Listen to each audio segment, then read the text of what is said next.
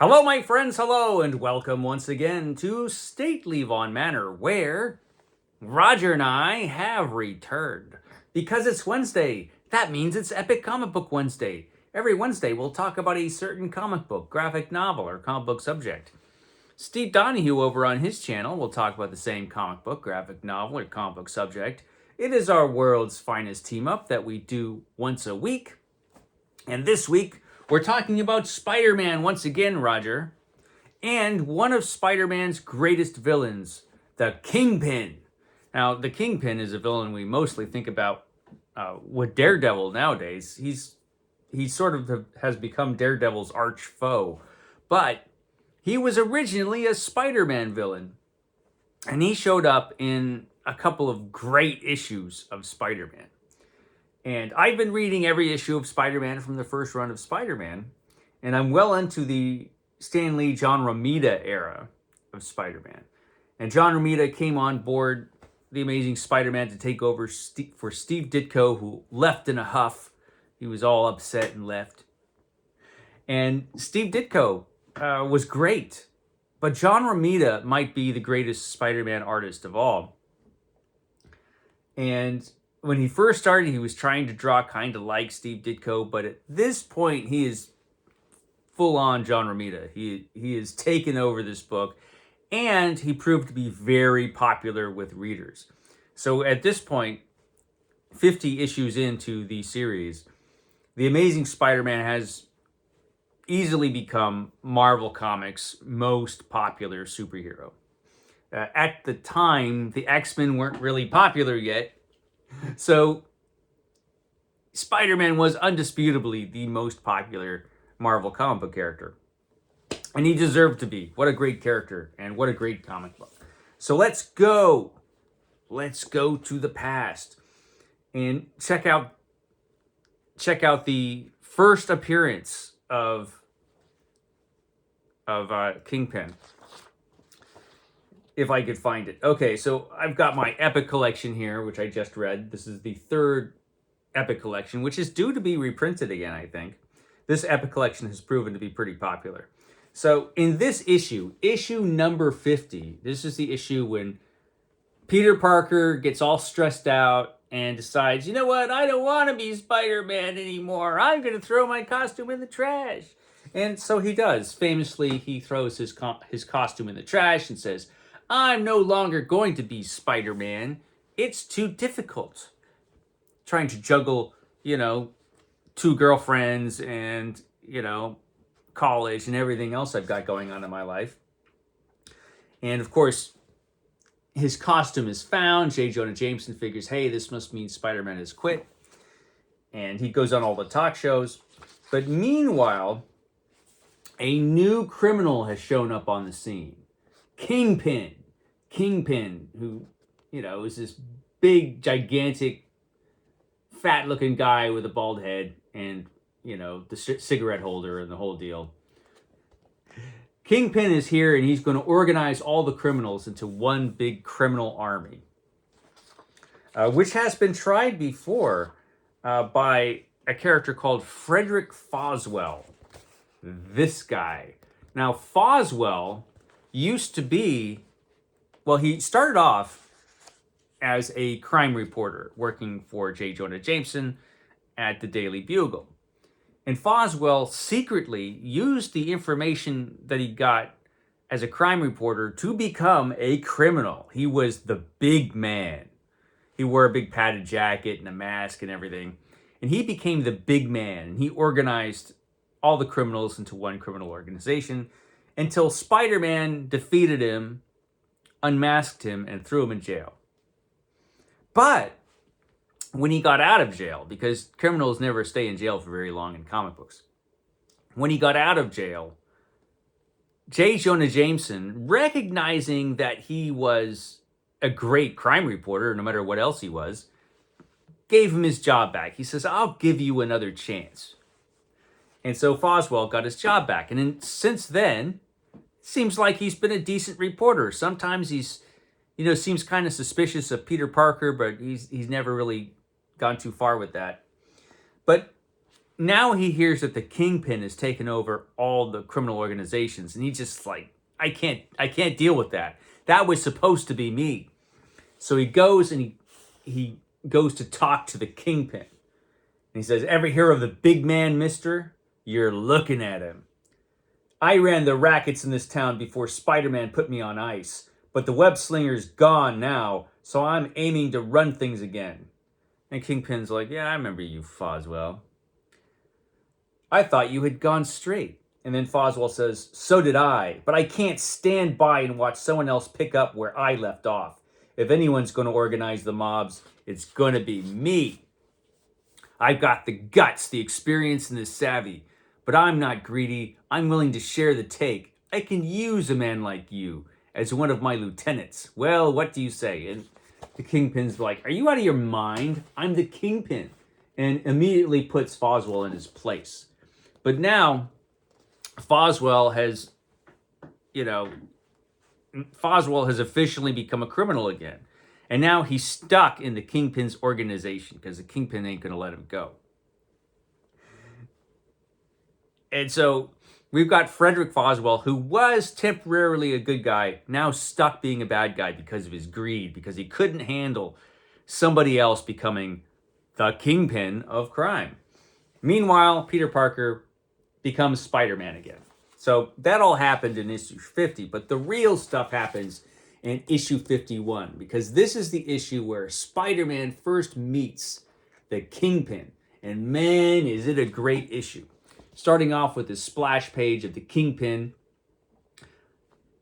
of crime, knocking over these tiny buildings. Because that's what you do when you're the Kingpin of crime. You just have a model city laid out on your desk so you can smash it. That's apparently what criminals do. He gets together all these other criminals, and he decides that J. Jonah Jameson, the publisher of the Daily Bugle, is becoming too dangerous.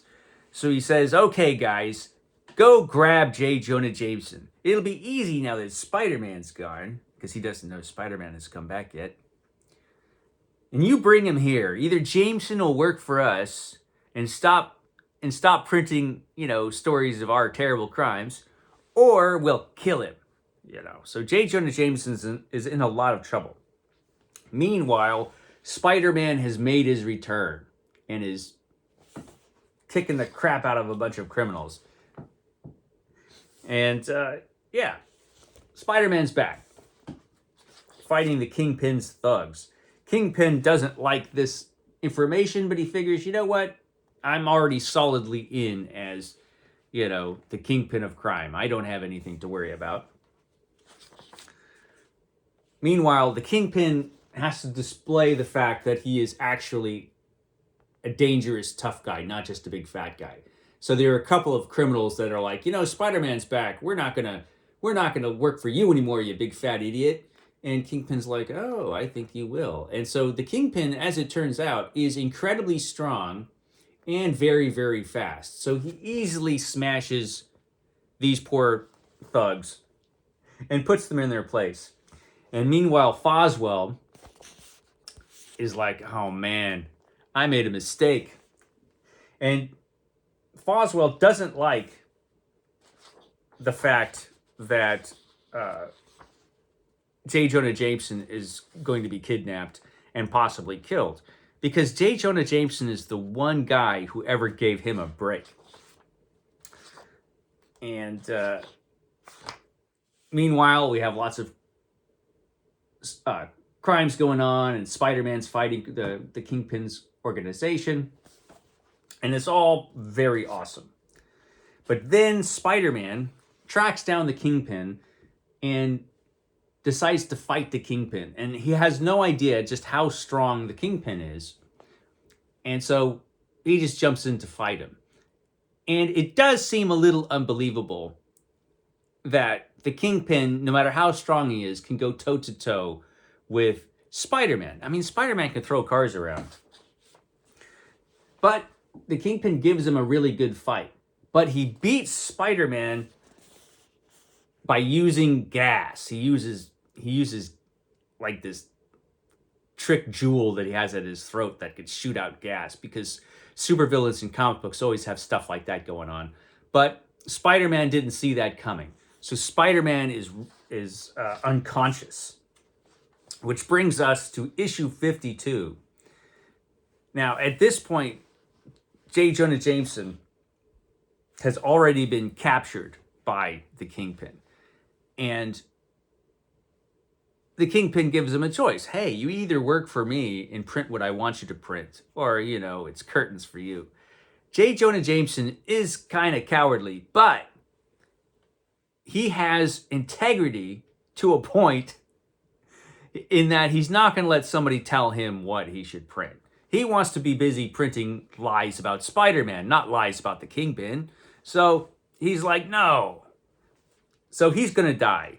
And so we have this fantastic cover. To Die a Hero, issue number 52. Now, this is a classic villain killing a superhero in a stupid way. So, Spider-Man is rendered unconscious. J. Jonah Jameson is nothing but trouble. Obviously, the Kingpin is going to get rid of these guys. So how does he do it? Any other criminal in the world would just take a gun and shoot them both. Shoot Spider-Man while he's unconscious and he can't fight you. Jameson, just shoot him to get rid of him. Boom. Done. Any other criminal would do that. But Kingpin thinks he just walked out of a Batman comic book and has to find some clever way to kill the superhero. So, Kingpin takes him down to this underground chamber where already pre-prepared, we have a couple of stocks here where they're going to be locked up. So he locks them back to back and turns on the water. And this whole chamber will soon be filled with water and they're going to drown. This is completely unnecessary. But the Kingpin decides this is what they're going to do. Into the sub-cellar with them, says the Kingpin. So they're locked up. Spider-Man is still unconscious at this point. And Kingpin's like, okay, you let me know when they're dead. They could be dead right now if he just shot him. But no, not the Kingpin. He's, like I said, he's got his little cigarette holder. He suddenly thinks he's the Penguin or something, so he's just gonna do this. So this is a nightmare for J. Jonah Jameson. Not only is he going to die, but he's going to die along with Spider-Man, the guy he hates most of all. Meanwhile, the art in all these issues is completely fantastic. This is also the issue where we get Robbie Robinson showing up. Robbie Robinson is taking over for J. Jonah Jameson while he's gone. Now, this guy was, I think, in the background, but here we have him showing up as a major character going forward in Spider-Man.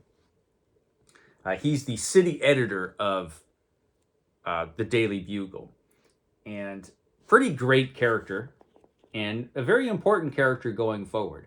And this is the first time he shows up. Like I said, I think he was in the background in the previous issue or somewhere. But now he's officially on board as a cast member of Spider-Man. And Ned Leeds, who suddenly has become super handsome since John Romita has taken over the book. Ned Leeds, the husband of the wishy-washy and wimpy Betty Brant, is taking over for Foswell as being the crime reporter, which upsets Betty Brant to no end because she hates it when anybody she knows is in danger. She's really in the wrong city. Meanwhile, Spider-Man has to find a way to save themselves. So he breaks out easily from the handcuffs he's in because he's Spider-Man and has super strength. But now he's going to drown. So what does he do? Great scene of J. Jonah Jameson panicking. J. Jonah Jameson needs to be saved. He needs to save himself. So he creates this spider cocoon, which traps the air in the cocoon that he's making with his web, and they just wait it out. They wait until these guys open up the chamber, drain the water, and they just hope, they just hope the air holds out until these guys come in. And then Spider-Man bursts out and attacks them, which is, a clever way to get out of this. Of course, if Kingpin had just used a gun, it would be all over, but what fun is that? Spider-Man kicks the crap out of the bad guys, and J. Jonah Jameson is just, trembling in his little shoes. He's terrified this whole time. Spider-Man gets in more fights, and J. Jonah Jameson runs away in terror and ends up running right into a pipe and hitting himself in the head, because that's the kind of luck he's having in this issue. Meanwhile, Foswell is like, man, murder just isn't my style. I'm not a murderer. I'm just a petty criminal, really. And so Foswell gets himself into trouble, and Kingpin's like, you know what? I knew you were useless. I'm going to kill you now, Foswell. And that's when Spider-Man shows up for a rematch. Meanwhile, we always have to flash over to where the other Spider-Man characters are, including Flash. Flash Thompson, who's back from the Vietnam War on leave or something. And so we have to have an aside with all the other characters before we get back to the main event. Spider-Man comics are always doing that. So we get back to the main fight. And Foswell takes this opportunity while Spider-Man and the Kingpin are fighting to grab this gun and take off. He says, like, good, they've forgotten about me. I can get away. And it's a pretty great fight between Spider-Man and the Kingpin. But now Spider-Man knows all about his gas trick. So, Kingpin, he's going to lose this fight. And Kingpin knows it too. So Kingpin, when he temporarily puts Spider-Man out of action, he runs off and he runs away into a secret compartment, because every villainous hideout has a secret compartment or two that you can dash away in. And he gets away. Meanwhile, J. Jonah Jameson wakes up terrified, and Kingpin's thugs are on the trail of Frederick Foswell, and they're going to kill Jameson if they catch him. And Foswell runs into Jameson, and Foswell says, Jameson, turn this corner quick. You're the only one who ever helped me or gave me a second chance. I didn't want you to be hurt. I'll hold them off from you somehow. And that's when Foswell is shot protecting Jameson. You took that shot that was intended for me, says Jameson.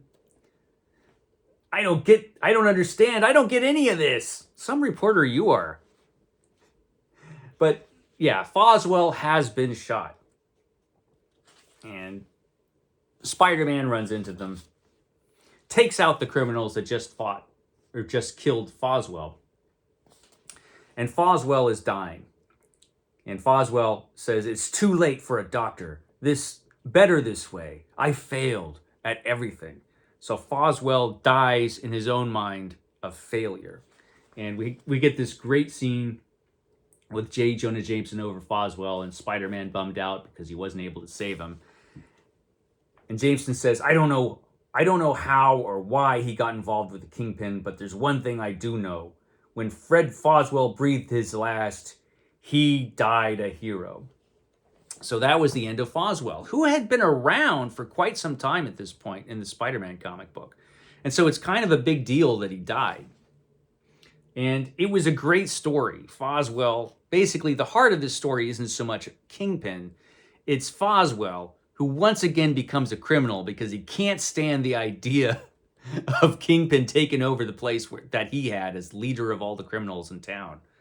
And so he gives up his, life as a free man and a reporter to become a criminal.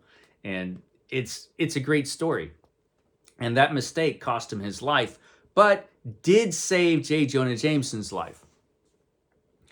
And by the end of this, wimpy but handsome Ned Leeds has become the main crime reporter, and Spider-Man is back as Spider-Man. Of course, J. Jonah Jameson, even though Spider-Man saves his life, still hates Spider-Man.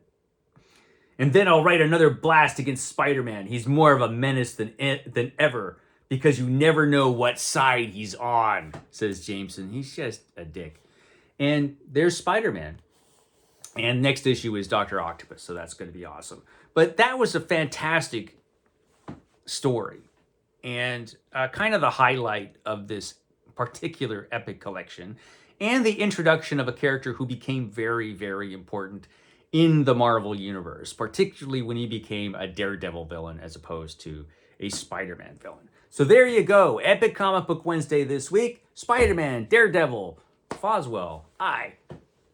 We'll catch you next time.